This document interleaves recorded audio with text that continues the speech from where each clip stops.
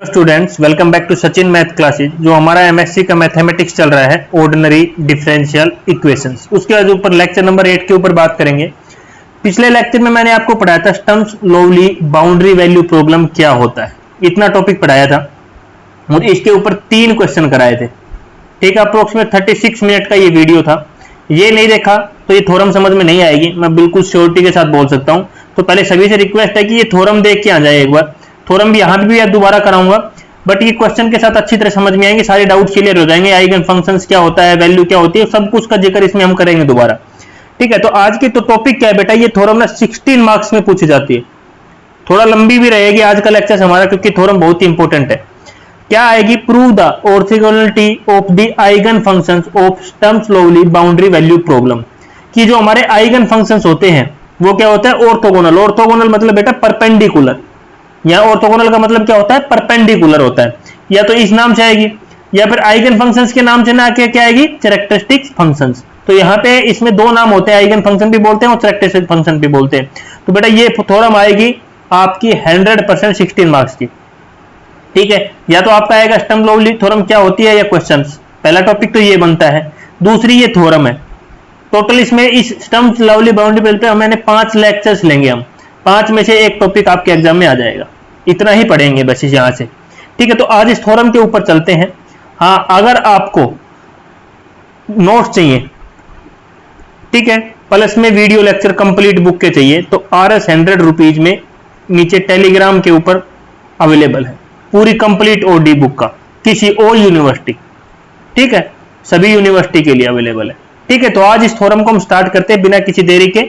Video अच्छी लगे तो वीडियो को लाइक शेयर जरूर कर देना, और चैनल पे पहली बार आए तो सब्सक्राइब जरूर कर लेना।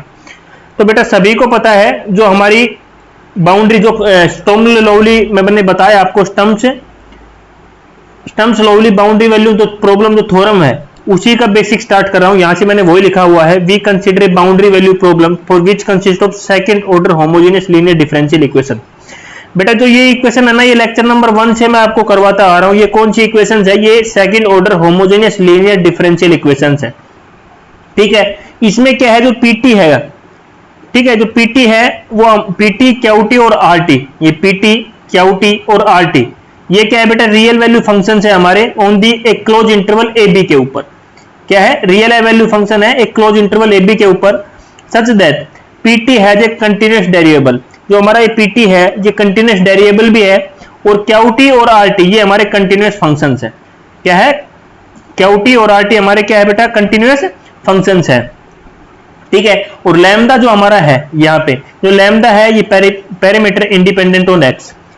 ठीक है, ये लैम्डा है, जो ये लैम्डा है बेटा, इसी को हम बोलते हैं आइगन वैल्यू, या फिर इसी का दूसरा नाम है कैरेक्टरिस्टिक वैल्यू।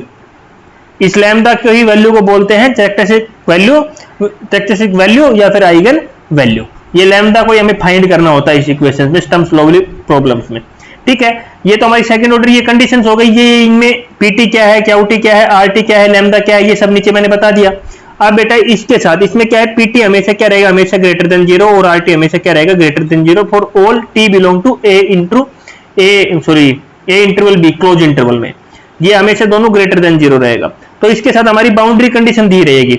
इतनी चीज को हम बोलेंगे स्टर्म्स, देखो यहाँ पे इतनी चीज इक्वेशन को बोलेंगे स्टर्म्स लोवली प्रॉब्लम। अगर इसके साथ ये बाउंड्री आ जाए तो इसको हम कंप्लीट को बोल देंगे स्टर्म्स बाउंड्री वैल्यू प्रॉब्लम। देख, अगर ये कंडीशन हमारी बाउंड्री कंडीशन आ जाए इनके साथ, ये वाली जो थर्ड लिखी हुई है, alpha 1 y a plus alpha 2 y dash a is equal to 0, beta 1 y b plus beta 2 y dash b is equal to 0, अगर ये बाउंड्री कंडीशन आ जाए इसके साथ। अब यहाँ पे क्या है, alpha 1 alpha 2 beta 1 beta 2 are real constant. ठीक है, रियल कांस्टेंट है हमारे। जो अल्फा 1 और बीटा है वो हमारे दोनों कभी भी 0 नहीं हो सकते, और ना ही बीटा 1 बीटा 2 कभी भी दोनों 0 हो सकते। मतलब हमारे alpha 1 is equal to 0, alpha 2 is equal to 0 नहीं हो सकता। एक 0 हो सकता है, अल्फा 1 0 हो सकता है, अल्फा 2 नहीं होगा, या फिर अल्फा 2 0 है तो अल्फा 1 0 नहीं होगा। ये हमें नीचे बोला हुआ, सिमिलरली हमारा बीटा के लिए। ठीक है, तो बेटा ये थी स्टर्म्स Liouville boundary value problem theorem. ठीक है, इस पूरे प्रोसीजर को हम बोल देते हैं ये। अभी हमारा ये तो हमें लिखना ही लिखना है, क्योंकि ये इक्वेशन 1 मान ली थी मैंने, और ये मैंने इक्वेशन नंबर 2 और 3 मान ली यहाँ पे। ठीक है, अभी हमने यहाँ पे ले लिया, हमें प्रूव करना है कि हमारा ऑर्थोगोनल है। थ्योरम के ऊपर चलते हैं। ऑर्थोगोनल, बेटा ऑर्थोगोनल जब होगा जब हमें दो आइगन वैल्यू लेनी पड़ेगी और दो आइगन फंक्शन लेना पड़ेगा। आइगन फंक्शन को प्रूव करना है, दो आइगन फंक्शन है हमारे तो दो आइगन वैल्यू भी होगी हमारी। तो यहाँ पे बेटा अभी हम लेट कर लेते हैं, late lambda m and lambda n be the two discrete characteristic value, मतलब आइगन वैल्यू। characteristic वैल्यू का मतलब क्या है, eigen value of this problems. हमने दो ले लिया, लेट कर लिया lambda m और lambda n, क्योंकि lambda ये हमारा क्या था बेटा, आइगन वैल्यू था, बट हमने m और n क्यों ले लिया, क्योंकि दो लेना था, दो नाम दे दिया। और इन्हीं के corresponding phi m and phi n ये हमारे क्या है, कैरेक्टरिस्टिक फंक्शंस, या हम बोल सकते हैं इनको कैरेक्टरिस्टिक फंक्शन बोल सकते हैं या आइगन फंक्शन बोल सकते हैं। Corresponding to lambda m and lambda n, lambda m के साथ हमारा phi m कैरेक्टरिस्टिक फंक्शन है, lambda n के कोरस्पॉन्डिंग हमारा phi n कैरेक्टर फंक्शन है। ठीक है, अब क्या बोलते हैं, यहाँ पे हमें प्रूव क्या करना चाहिए, characteristic function phi m and phi n are orthogonal, क्योंकि हमें कैरेक्टरिस्टिक फंक्शन को ही दिखाना है, तो हमें कैरेक्टरिस्टिक फंक्शन ये दोनों माने हैं तो इन्हीं को ही ऑर्थोगोनल दिखाना है। With respect to weight functions, बेटा वेट फंक्शंस क्या होता है अभी आने वाले लेक्चर्स आएंगे उसमें बताऊंगा, बट यहाँ मैं अभी वेट फंक्शन आगे आएगा यूज करेंगे तब बता दूंगा। On the close interval a b, ठीक है, ये हमें प्रूव करना था। ठीक है, तो इन दो इसको हमें जीरो दिखाना है। क्या है ये पूरे जो हम करेंगे वेट फंक्शन के साथ, तो इक्वेशन होती है integration a b r t phi n t phi m t d t is equal to zero, हमें ये शो करना है। इसको हम बोलते हैं जो दो हमारे कैरेक्टरिस्टिक फंक्शन हो गए ये और ये हमारा आर टी क्या है, वेट फंक्शन हो जाएगा, integration a to b is equal to zero, तो हमारा क्या हो जाएगा, ऑर्थोगोनल हो जाएगा। हमें यहाँ पे यही प्रूव करना है। तो बेटा अभी लेट करते हैं, put phi m is a characteristic function, हमने क्या माना है, कैरेक्टरिस्टिक फंक्शन है फाई एम, और दूसरा क्या माना था, कोरस्पॉन्डिंग टू लैम्डा एम, इसके कोरस्पॉन्डिंग है, और दूसरा हमारा क्या है, the function satisfy the equation 1। ठीक है, इक्वेशन 1 को कैसे करेगा मैं अभी बताऊंगा। तो हमें लैम्डा की जगह क्या रख देना बेटा, लैम्डा एम रख देना, and since phi n characteristic function और दूसरी इक्वेशन जो फाई एन आ जाएगा इसकी जगह। अब ये क्या लिखा है रामायण में, यहां बताता हूं आपको। ये बोल रहा है, ये हमारी इक्वेशन 1 थी बेटा जो मैंने लिखी है। ये क्या बोल रहा है कि हमारा यहां पे जो dy बाई डी टी है, यहां पे क्या आ जाएगा, फाई एम आ जाएगा, फाई डैश एम आ जाएगा, क्योंकि फाई डैश का मतलब dy बाई डी एम है, dy by d phi by d t, क्योंकि हमने यहाँ पे ये क्या है, कैरेक्टरिस्टिक फंक्शंस माना है। इसे dy बाई की जगह क्यों आया, क्योंकि हमने कैरेक्टरिस्टिक फंक्शन माना है, और डैश क्यों आया, क्योंकि dy बाई डी टी है। सिमिलरली हमारा लैम्डा है, लैम्डा की जगह इस एम आ जाएगा, और यहाँ y की जगह फाई एम टी आ जाएगा। ठीक है, अब दूसरी इक्वेशन, दूसरी हमारी n माना था हमने दूसरा फंक्शन, तो फाई एन आ गया, यहाँ पे फाई एन आ गया और यहाँ पे n आ गया, क्योंकि इसके कोरस्पॉन्डिंग क्या थी, हमारी आइगन वैल्यू n थी। तो बस ये काम कर दिया, ये हमने इक्वेशन नंबर 3 ले ली, इक्वेशन नंबर 4 ले ली। बेटा ये एक तरह की जो मैंने क्यूफर ट्रांसफॉर्मेशन पढ़ाया था ना, उसी टॉपिक से रिलेटेड टॉपिक है बिल्कुल।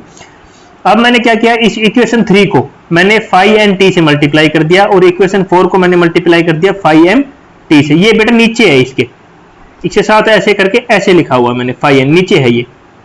ठीक है, फाई एन टी और फाई एम टी से मल्टीप्लाई कर दिया। जब मैंने 3 को मल्टीप्लाई किया तो ये हमारी ये इक्वेशन आ गई। जब 4 को मल्टीप्लाई किया फाई एम टी से तो हमारी ये इक्वेशन आ गई। ठीक है, अब उसके बाद क्या किया, उसके बाद मैंने 5 में से 6 को सब्ट्रैक्ट कर दूंगा। सब्ट्रैक्ट इक्वेशन 5 माइनस 6, 5 में से 6 को घटाया तो बेटा क्या होगा, यहाँ पे क्या कंडीशन बनेगी, देखो मैं दिखाता हूँ। जब इसको सब्ट्रैक्ट करेंगे तो ऐसे आ जाएगा, माइनस का साइन, माइनस का साइन। ठीक है, तो फाई एन टी इसमें से ये माइनस हो जाएगा, तो इस वाली टर्म माइनस इस टर्म, ये लिख दिया मैंने, ये टर्म माइनस ये टर्म, फिर प्लस का साइन आएगा हमारा,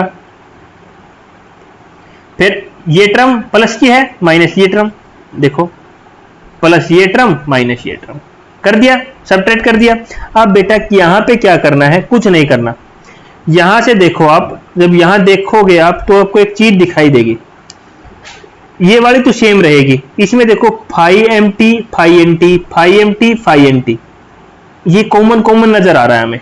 phi m t phi n t common ले लिया मैंने इन दोनों में से, इन दोनों में से कॉमन ले लिया, तो बेटा अंदर क्या बचेगा, Q t plus lambda are t, q t plus lambda R T. इसमें से क्या बच जाएगा, माइनस का है तो ये माइनस का हो जाएगा, q t plus minus minus lambda n r t. Q t से क्यू टी कैंसिल हो गया बेटा। अब अंदर से क्या आर टी कॉमन निकल रहा है, तो आर टी मैंने बाहर कॉमन लिख दिया। यहाँ पे अंदर क्या बच गया, lambda m minus lambda n. इसको मैंने इक्वेशन नंबर 7 नाम दे दिया है। ठीक है, आगे वाला सेम है, ये सेम ही चलता जा रहा है, ये मैंने यहाँ पे सेम ही लिखा है। ठीक है, इसको मैंने ये इक्वेशन नंबर 7 नाम दे दिया। आगे चलते हैं। बस इसमें पूरा डेरिवेटिव पार्ट है, बाकी कुछ नहीं है। अभी कुछ नहीं, यहां से मैंने RT को बाहर निकाल के रखा था, अब इसको रीअरेंज किया है ऊपर अगली वाली टर्म को। क्या किया मैंने, देखो फाई एन टी, ये इक्वेशन 7 एज इट इज लिखी, जो पीछे थी वही आगे लिख दिया। यहां बताऊंगा रीअरेंज इक्वेशन 7, इसको थोड़ा रीअरेंज करके लिखते हैं। कैसे लिखते हैं इसको, अभी इज इक्वल टू क्या था बेटा हमारा, ये यहां पे देखो पीछे की तरफ थोड़ा, यहां पे रीअरेंज इक्वेशन 7। तो मैंने क्या किया, इसको मैं दूसरी तरफ लेके चला जाऊं, phi n t, q n t, r t, lambda t, इसको तो मैंने इसी साइड रखा, बाकी सबको दूसरी तरफ भेज दिया। इक्वल टू 0 है, तो इसको दूसरी साइड भेजेंगे तो फाई एन टी ये हमारा पॉजिटिव का हो जाएगा इस साइड जाके, और ये हमारा दूसरी साइड जाके क्या हो जाएगा बेटा, नेगेटिव का हो जाएगा। ठीक है, तो मैंने ये कर दिया। उसके बाद integration both side taking limit a to b, अभी इंटीग्रेशन बोथ साइड कर दिया, इंटीग्रेशन लगाया यहाँ पे लिमिट a टू b, यहाँ पे इस पे इंटीग्रेशन लगाया, फिर इस पे अलग अलग लगा दिया। बताओ यहां तक किसको क्या प्रॉब्लम हुई, ये आ गई हमारी इक्वेशंस। अब इंटीग्रेशन आगे देखते हैं, आगे इसको सोल्व करते हैं। लगा दिया, अब यूवी मेथड से आप इंटीग्रेशन करना जानते हो, यूवी मेथड से इंटीग्रेशन का फॉर्मूला ये होता है हमारा, u as it is v का integration minus integration d by d x, u integration of v dx पूरे का dx। ठीक है, अभी इस साइड को तो LHS साइड को तो हम सेम रखेंगे, ये तो सेम रहेगी, ओनली हम RHS को सोल्व करें, क्योंकि RHS साइड में हमें इंटीग्रेशन करना है। LHS को सेम रखो, क्योंकि इस LHS को तो हमें 0 का इक्वल प्रूव करना है। LHS इज इक्वल टू ये पूरी 0 हो जाएगी, तो हमारी बिल्कुल सिंपल सा ऑर्थोगोनल प्रूव हो जाएगा। तो देखो पहले यहाँ पे देखिए, यहाँ पे चलते हैं, इसको मैं यहाँ पे ये मान लेता हूँ u, और बाकी पूरी टर्म को क्या मान लेता हूँ बेटा v, इसको u मान लेता हूँ और इसको पूरी टर्म को v मान लेता हूँ। तो u as it is integration of v, यहाँ बेटा dt लगा लेना, हर जगह dt नहीं लगा रखा मैंने, dt लगा लेना। ठीक है, ये इसका इंटीग्रेशन, माइनस का sign, integration d by d t, u की वैल्यू क्या मानी मैंने, फाई एम टी, इंटीग्रेशन का sign, integration v as it is लिख दिया dt, यहाँ dt आएगा, फिर पूरे पे dt आएगा। ठीक है, सिमिलरली मैंने यहाँ पे इसको u माना और इसको v माना, माइनस का साइन अगले वाली टर्म को, इसका भी सिमिलरली मैंने कर दिया। अब इसे को आगे सोल्व करेंगे तो बेटा फाई एम टी तो एज इट इज रहेगा, इंटीग्रेशन और डिफरेंशिएशन कट जाए, कैंसिल हो जाएगा, तो हमारे पास क्या बचेगा, ओनली ये टर्म बच जाएगा, और इसकी लिमिट क्या लेनी है, a से b। यहाँ क्या हो जाएगा, फाई डैश एम टी हो जाएगा, और ये इंटीग्रेशन कैंसिल हो जाएगा, एक बार इंटीग्रेशन और करना पड़ेगा, सिमिलरली उसका होगा। देखो phi m t p t ये हो गया, a टू b चला गया, minus integration a to b, ये फाई डैश एम टी लिख दिया, p t phi n t d t, इसको मैंने एज इट इज लिख लिया, प्लस में ये दूसरी वाली टर्म को लिख दिया। बेटा इस टर्म और ये टर्म देखो दोनों इक्वल आ गई, एक माइनस का साइन एक प्लस का, दोनों कैंसिल हो गई। ठीक है, अभी हमारी कौन कौन सी टर्म बच गई, ये टर्म बच गई और ये टर्म बच गई। इन दोनों टर्म में से क्या है बेटा, पीटी कॉमन आ रहा है, दोनों में लिमिट a टू b है। ठीक है, पीटी कॉमन है, पीटी कॉमन ले दिया मैंने, पीटी कॉमन लिया तो अंदर क्या बच गया बेटा, phi m t q dash n t, minus का क्यू एम टी ये बच गया, लिमिट a टू b बच गया हमारा। LHS साइड हमारी सेम थी, LHS तो मैंने सेम छेड़ा ही नहीं, RHS हमारी ये आ गई। अब इस RHS में बेटा क्या करना है, कुछ नहीं करना, लिमिट पुट करनी है, एक बार b, एक बार जहां जहां t है वहां आप b पुट कर दो, कर दिया, माइनस का साइन होता है, फिर माइनस का साइन, फिर a पुट कर दो, जहां जहां है t की जगह वहां वहां क्या कर दो बेटा, a पुट कर दो। तो यहाँ पे a किया, ये माइनस का साइन है, ये माइनस माइनस प्लस हो जाएगा यहाँ पे। ठीक है, ये क्या हो जाएगा बेटा, माइनस माइनस हमारा प्लस हो जाएगा, एक मिनट यहाँ प्लस लगा देते हैं, क्योंकि इसमें रखा तो ये माइनस, फिर माइनस का साइन बीच में आता है, लोअर लिमिट करेंगे तो ये माइनस का, फिर माइनस माइनस क्या हो जाएगा बेटा, ये प्लस का हो जाएगा हमारा। ठीक है, तो ये आ गई हमारी इक्वेशन नंबर 8। बेटा यहाँ पे हमारा पूरा डेरिवेशन पार्ट कंप्लीटेड। अभी थोड़ी सी वैल्यू जो अल्फा 1 अल्फा 2 लिया था, बीटा 1 बीटा 2 लिया था, और मैंने बताया था कि या तो ये दोनों जीरो नहीं हो सकते, ये दोनों जीरो नहीं हो सकते, तो मतलब एक बार ऐसा होगा ये जीरो हो जाए, एक बार ये जीरो हो जाए, अलग अलग 4 केस बनेंगे, ये जीरो ये नॉट जीरो, ये जीरो ये जीरो ये नॉट जीरो, ये जीरो ये नॉट जीरो, तो 4 केस बनेंगे। देखो, since phi m and phi r are characteristic functions of this problem satisfy the condition 3 of the problem, जो हमारी बाउंड्री कंडीशन बेटा दी हुई थी, मैंने वो ले लिया। तो बाउंड्री कंडीशन जो मैंने लिखा हुआ था इक्वेशन नंबर 3, उनमें बेटा मैंने बताया था, आपको थोड़ी देर पहले ही सिखाया था कि हमने माना था phi m और phi n कैरेक्टरिस्टिक फंक्शन है with respect to lambda m और लैम्डा एन कैरेक्टरिस्टिक वैल्यू थी हमारी, लैम्डा आएगा, लैम्डा एम और लैम्डा एन ये हमारी आइगन वैल्यू थी। तो सेम हमें जहां पे वाई ए है, वाई ए की जगह क्या रखना पड़ेगा, phi m a, y dash phi m a, m हो गया एक तो हमारा, ठीक है। फिर हमारा बीटा वन में भी सेम करना पड़ेगा, एक बार अल्फा में एक बार बीटा में। तो एक ये कैरेक्टरिस्टिक ये बाउंड्री कंडीशन बन जाएगी इससे। फिर सिमिलरली हमारा एन का है तो एन एक बार रखेंगे, एन रख दिया बेटा मैंने यहाँ पे। तो दो बाउंड्री कंडीशन बेटा हमारी यहाँ से ये आ गई। ये मेरे को पहले करके दिखाना चाहिए था बट मैंने बाद में करा, तो भी कोई दिक्कत नहीं है क्योंकि आपको समझ में आना चाहिए, ठीक है। तो ये चलेगा एग्जाम में ऐसे ही करना, कोई दिक्कत नहीं है, कोई गलत नहीं बताएगा इस चीज को। अभी ये क्योंकि इस बाउंड्री कंडीशन से मैंने ये बाउंड्री कंडीशन निकाली क्योंकि हमने ये लेट किया था। तो जहां पे y है, जहां पे मैंने पीछे भी dy बाई dx की जगह पुट, dy बाई dt की जगह पुट नहीं किया था यार, फाई एम डैश ए, तो वही सेम चीज है, वहां पे y a था तो y a की जगह फाई एम कर दिया, डैश है तो फाई एम डे, जो पहले इक्वेशन नंबर 1 में पुट किया था सेम कंडीशन यहाँ पे कर दिया। एक बार m की निकाल दी a b के साथ क्योंकि इंटरवल a से b है हमारा, ठीक है, और एक बार n से निकाल दी। अब इन कंडीशनों में 4 केस ले लेते हैं हम। सबसे पहला case alpha 2 is equal to 0 and beta 2 is equal to 0। तो इस केस में सिंपल सा हो गया, अल्फा 1 हमारा नॉट इक्वल टू 0 है और बीटा 1 हमारा नॉट इक्वल टू 0 है, क्योंकि हमारा एक ही 0 हो सकता है जो शुरू में मैंने बताया था। तो बेटा जब हम इस इक्वेशन में कैरेक्टरिस्टिक इक्वेशन 9 एंड 10 में आप क्या रख रहे हो, alpha 2 is equal to 0 beta 2 is equal to 0, alpha 2 is equal to 0 beta 2 is equal to 0। तो अल्फा 2 0 रखोगे, अल्फा 2 0, देखो अल्फा 2 मतलब इसको 0 रखोगे। दूसरा बीटा 2 0, बीटा 2 0, फिर अल्फा 2 0 यहाँ पे और यहाँ पे बीटा 2 0। तो बेटा ये 4 टर्म तो 0 हो जाएगी। तो यहाँ से ये अल्फा, ये हमारे पास क्या इक्वेशन बचेगी, alpha 1 phi m a is equal to 0। तो हम लिख सकते हैं phi m a is equal to 0, alpha उस साइड जाएगा 0 हो जाएगा। तो यहाँ से फाई एम ए 0 आ जाएगा, फाई एम बी 0 आके इक्वल आ जाएगा, फाई एन ए 0 के इक्वल आ जाएगा, फाई एन बी 0 के इक्वल आ जाएगा। तो ये वैल्यू आ जाएगी phi n a equal to 0, n 0, ये सारी वैल्यू 0 आ जाएगी। बेटा ये इक्वेशन ए में पुट करो, यहाँ पे इक्वेशन ए की आरएचएस साइड में, सॉरी आरएचएस, सॉरी हाँ यस, आरएचएस साइड में पुट करो ये सारी वैल्यू। तो बेटा जब आरएचएस में ये सारी वैल्यू पुट करोगे, ये 0 0 ये 4 वैल्यू पुट करोगे तो पूरी आरएचएस की जो आरएचएस साइड है इक्वेशन 8 की वो 0 हो जाएगी। तो मतलब ये हमारा किसके इक्वल आ गया, 0 के इक्वल आ गया। बेटा अब सेकंड केस लेते हैं। इस केस में तो 0 आ गया, हमें 0 ही प्रूव करना था, फर्स्ट केस लिए 0 आया। सेकंड में हमने ले लिया alpha 2 is equal to 0 but beta 2 is not equal to 0। क्या है इसमें, बीटा 2 0 नहीं है, ओनली अल्फा 2 0 है। अब अल्फा 2 को 0 लेते हैं, देखो बेटा इसको हटा देता हूं, अभी दोबारा केस ले रहे हैं, ठीक है।